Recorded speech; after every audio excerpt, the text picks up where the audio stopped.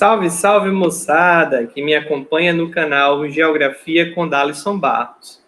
Na aula de hoje, abordaremos a temática da estrutura interna da Terra e, em seguida, partiremos para a resolução de algumas questões sobre o assunto. Como vocês podem observar na imagem, o planeta Terra encontra-se dividido em camadas. A primeira delas é a crosta terrestre, a segunda, o manto, e a terceira, o núcleo. Essas camadas apresentam características próprias. É nesse sentido que a crosta terrestre, por exemplo, encontra-se dividida em continental e oceânica. A crosta continental corresponde às terras emersas, ou seja, as terras que encontram-se acima do nível do mar, enquanto que a crosta oceânica corresponde às terras submersas, ou seja, as que encontram-se abaixo do nível do mar. Nesse sentido, temos o assoalho oceânico ou relevo submarino. A crosta terrestre, ela não é uniforme, ou seja, existe uma variação em sua espessura. Enquanto que a crosta continental vai de 30 a 70 quilômetros de espessura, a crosta oceânica vai de 5 a 10 quilômetros de espessura. Essa crosta terrestre encontra-se fragmentada nas chamadas placas tectônicas. Em relação ao manto, ele encontra-se dividido em manto superior e manto inferior.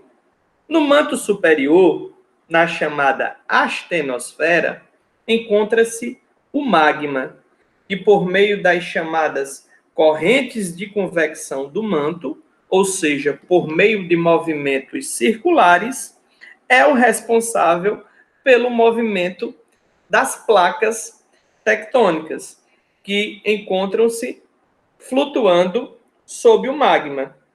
Essas correntes de convecção movimentam essas placas em diferentes direções.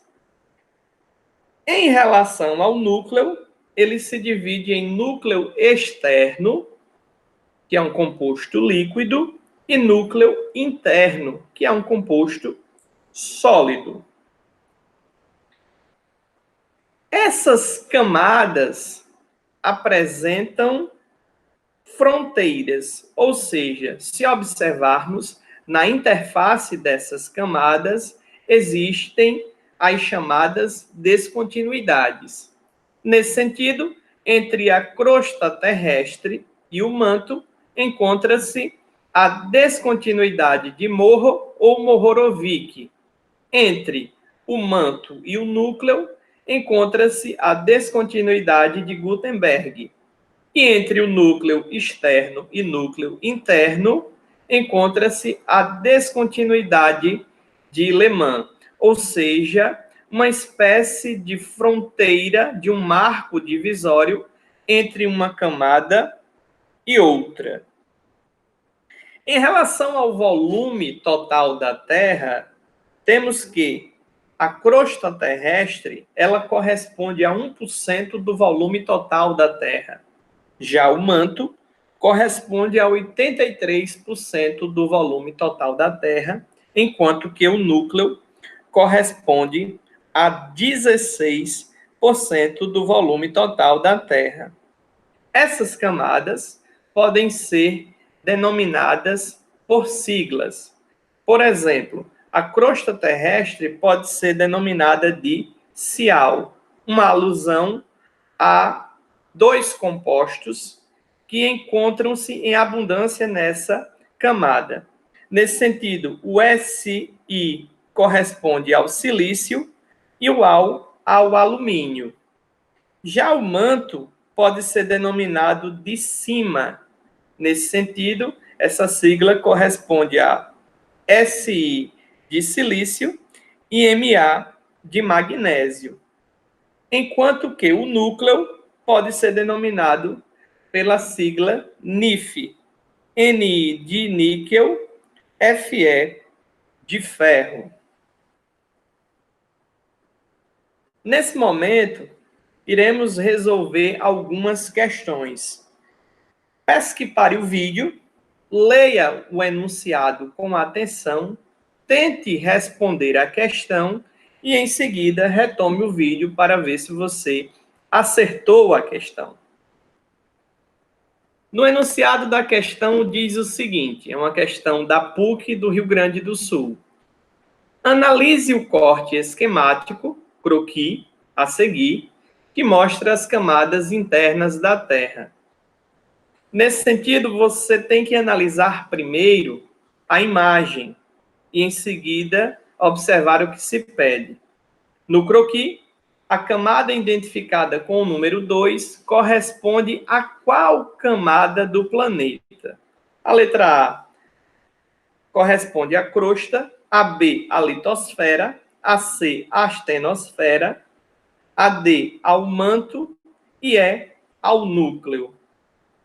Bom, temos aí do 1 ao 4 para ser analisado na imagem. O número 1 nos dá um indicativo de que está relacionado à crosta terrestre. Abaixo da crosta terrestre, nós temos o manto. E abaixo do manto, nós temos o núcleo. Então, nesse sentido, eu só posso assinalar, enquanto resposta correta, o manto. Mas o que nos dá a certeza que o número 1, por exemplo, é a crosta terrestre? A sua espessura. A representatividade da sua espessura na imagem. Por quê? Porque sabemos que a crosta terrestre, ela corresponde à camada mais superficial, ou seja, mais fina da Terra. E que abaixo da crosta, a camada que segue é o manto. A segunda camada é o manto. E nesse sentido, se a terceira camada é o núcleo, nós temos um indicativo que aí está mostrando a divisão desse núcleo em núcleo externo e núcleo interno. Acertou quem marcou a letra D como alternativa correta. A segunda questão diz o seguinte em seu enunciado.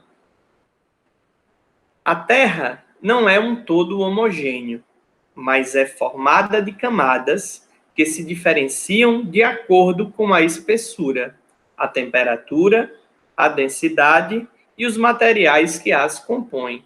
Como nós vimos anteriormente, as camadas elas apresentam características próprias. É isso que o enunciado está dizendo. Observe o desenho das camadas geológicas da Terra. Mais uma vez, uma questão que necessita de uma interpretação da imagem. A pergunta é a seguinte: o número que corresponde nas camadas da Terra à descontinuidade de Mohorovic é. Nesse sentido, nós temos aí a representatividade de 5 números. E nós temos aí 3 perfis para serem analisados. Aprendemos na imagem anterior que o planeta Terra, em meio às suas camadas, ou seja, na chamada interface, ou seja, entre uma camada e outra, apresenta-se descontinuidades.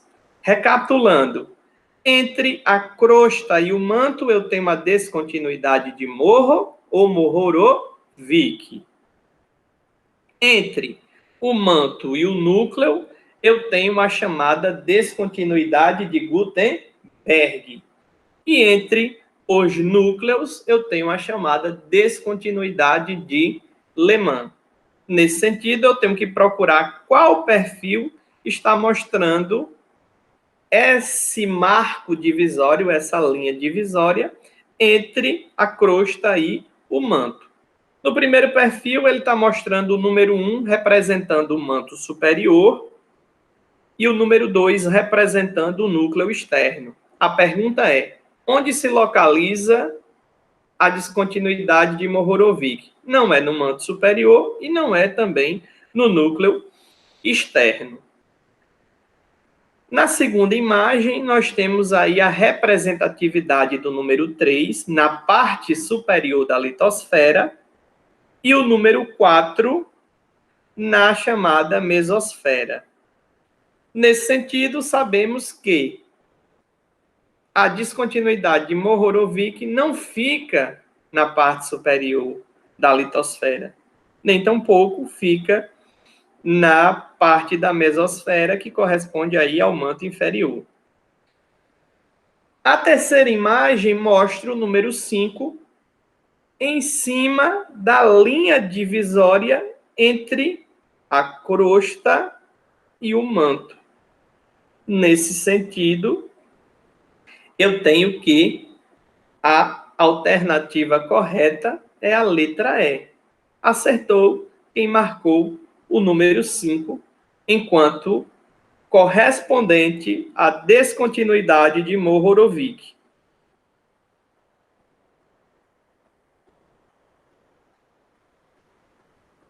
Terceira questão. Considerando as diferenças de densidade e composição, supõe-se que a estrutura da Terra seja formada por 3 camadas: a crosta terrestre, o manto e o núcleo. Segundo a composição da geosfera, é correto afirmar que, letra A crosta terrestre é a parte interna do planeta, formada por magma em estado pastoso? Não. A crosta terrestre é a parte externa. A crosta terrestre é a parte superficial do planeta. Nesse sentido, a camada que é formada por magma em estado pastoso é o manto e não a crosta terrestre. Letra B. A parte rochosa, chamada crosta, é constituída por inúmeras partes chamadas de placas tectônicas. Acertou quem marcou a letra B.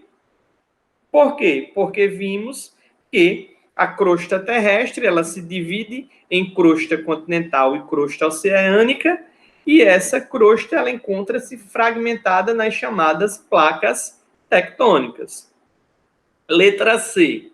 O manto ou camada intermediária é composta predominantemente por rochas magmáticas, metamórficas e sedimentares. Errado. O manto não é composto por rochas magmáticas, metamórficas e sedimentares. Quem é composto predominantemente por rochas é a crosta terrestre e não o manto. Letra D. A crosta terrestre é constituída por magma, material fluido ou pastoso? Não. O que é constituído por magma é o manto. Vimos isso na letra A. Letra E. Na parte pastosa ou fluida do núcleo interno, predominam 2 minerais, silício e alumínio. Errado. Primeiro que o núcleo interno, ele não é fluido. O núcleo interno, ele é sólido. Segundo, ele não é constituído de silício e alumínio. Quem é constituído de silício e alumínio é a crosta, a chamada CIAL. Lembra da sigla? Nesse sentido, o núcleo, basta eu lembrar da sigla NiF, níquel e ferro. O núcleo ele é constituído de níquel e ferro. Nesse sentido, encerramos a aula por aqui.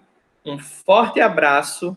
Espero por vocês na próxima aula e até lá. Valeu, gente!